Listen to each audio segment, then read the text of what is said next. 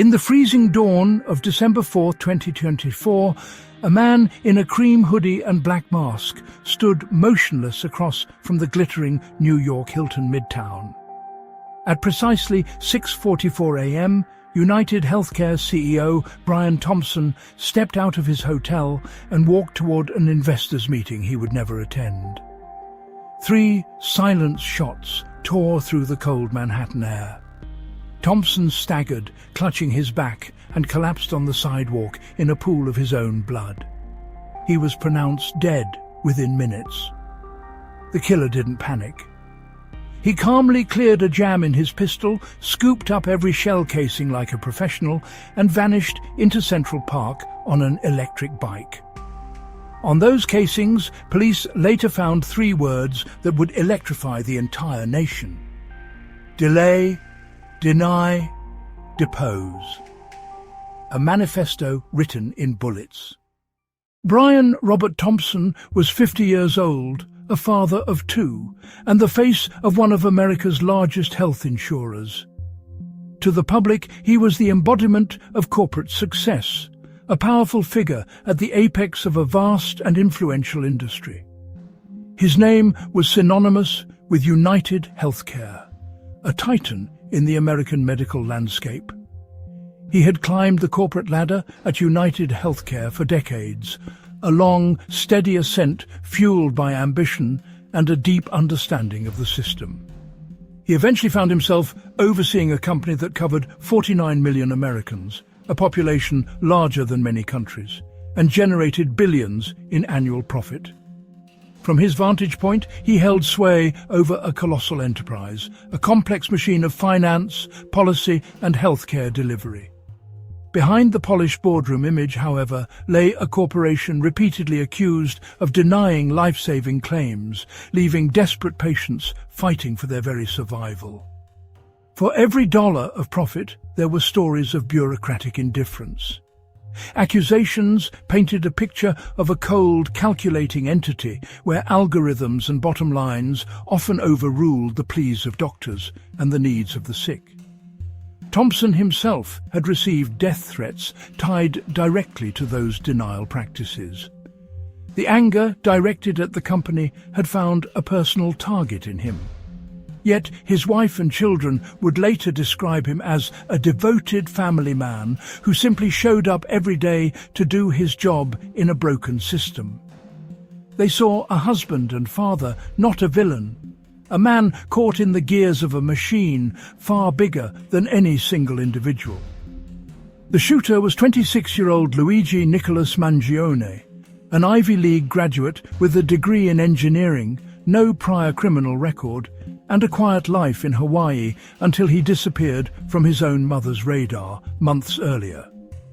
On paper, he was a model of promise and intellect, the kind of young man destined for a bright future. But beneath that placid surface, a different story was unfolding.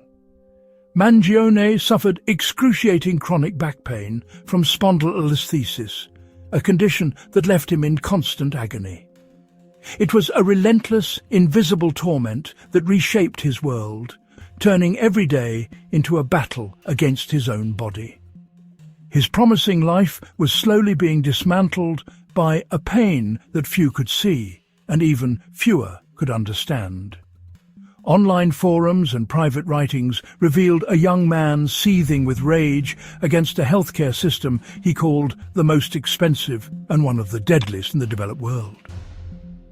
In the digital darkness, his private pain metastasized into a public fury. He saw his own suffering reflected in the stories of countless others, all trapped in the same labyrinth of denials and delays. He had read the Unabomber Manifesto.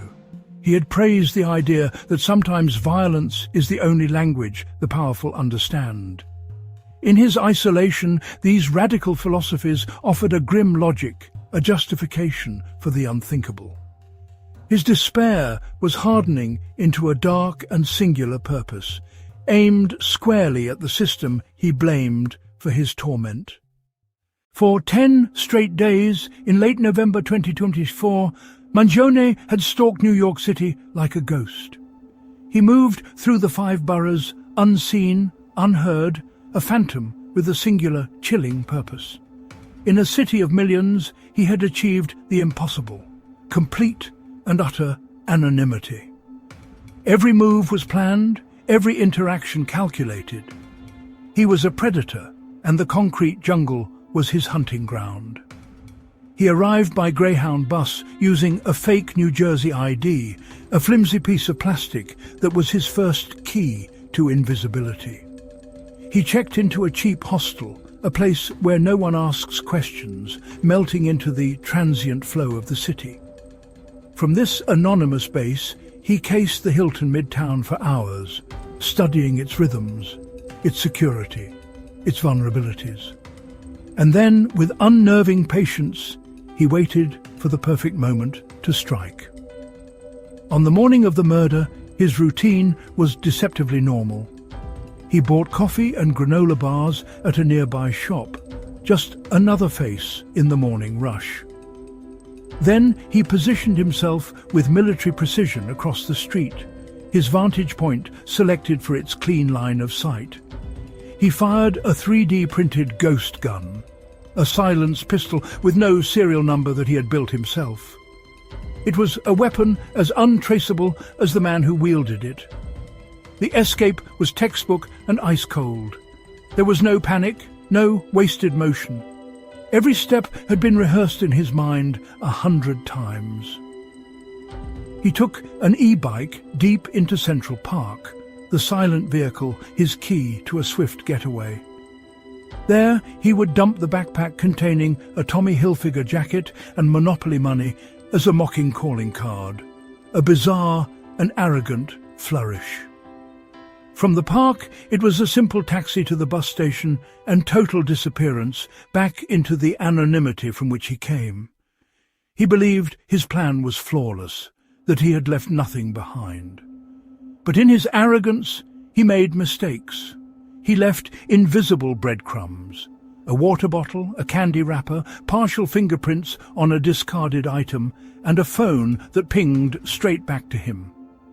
These tiny, overlooked details would be his undoing, the silent witnesses to his meticulous crime. The manhunt that followed was one of the most intense in modern American history.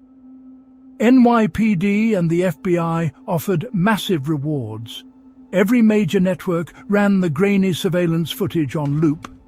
Then, on December 9th, in an Altoona, Pennsylvania McDonald's, a sharp-eyed employee recognized the face from the CCTV. Luigi Mangione was arrested on the spot with the exact ghost gun and suppressor still in his backpack, multiple fake IDs, and a 3-page handwritten manifesto blasting the American healthcare industry as parasites feeding on human suffering. For investigators, the pieces of the puzzle began snapping into place with chilling certainty. The evidence was overwhelming, a cascade of forensic links that painted a clear and damning picture of the suspect's actions and intent. Fingerprints matched. The gun matched. The fake ID matched the hostel. The manifesto matched the online rage that had been building for years, a digital ghost haunting the dark corners of the internet, now brought into the harsh light of a homicide investigation. Every click, every post, every purchase had left a trace, creating an undeniable trail leading directly to Luigi Mangione. With the suspect in custody and the evidence secured, the full weight of the justice system began to move. The case would be fought on 2 fronts, federal and state. Federal prosecutors charged him with interstate stalking resulting in death, a grave offense acknowledging the crime crossed state lines. Simultaneously, New York hit him with second-degree murder and a raft of weapons counts, building a separate, powerful case within its own jurisdiction. The dual charges ensured that even if one legal avenue faltered, another would remain. But justice is rarely swift. The legal machinery, designed for deliberation, can feel agonizingly slow for those awaiting its outcome. As of March 2026, the case is still grinding through pre-trial hell. This phase is a labyrinth of motions, counter-motions, discovery disputes and procedural hearings, each one a small battle in a much larger war, pushing any potential trial date further and further into the future. Then, a significant development from the federal bench. In January 2026, a federal judge dismissed the murder charge that carried the death penalty, ruling it legally incompatible with the other counts. It was a complex procedural decision, but its consequence was monumental. Prosecutors chose not to appeal, meaning Luigi Mangione will not face execution. The ultimate penalty was officially off the table. His federal stalking charges remain, with jury selection now scheduled for September 8, 2026.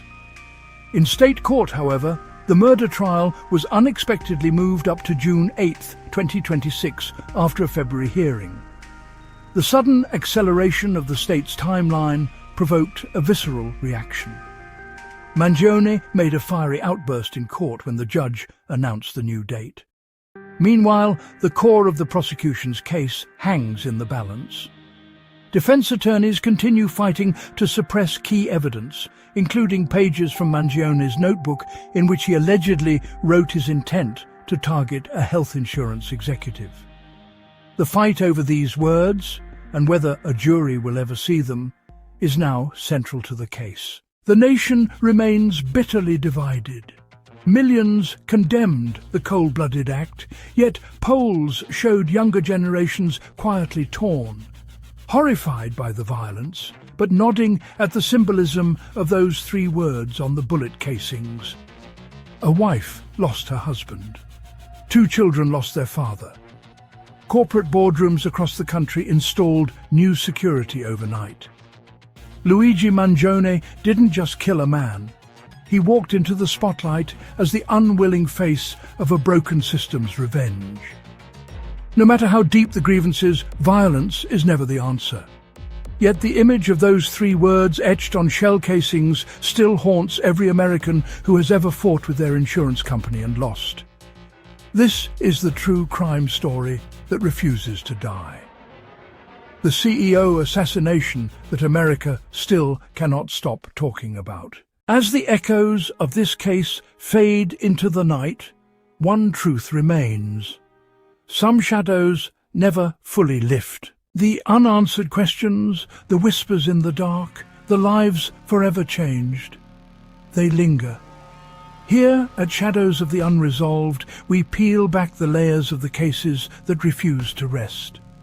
If you felt that chill, if you need to know what hides just beyond the light, hit that subscribe button now, turn on notifications, and step deeper into the shadows with us. Because the truth is still out there, waiting. Until the next unresolved mystery, stay watchful.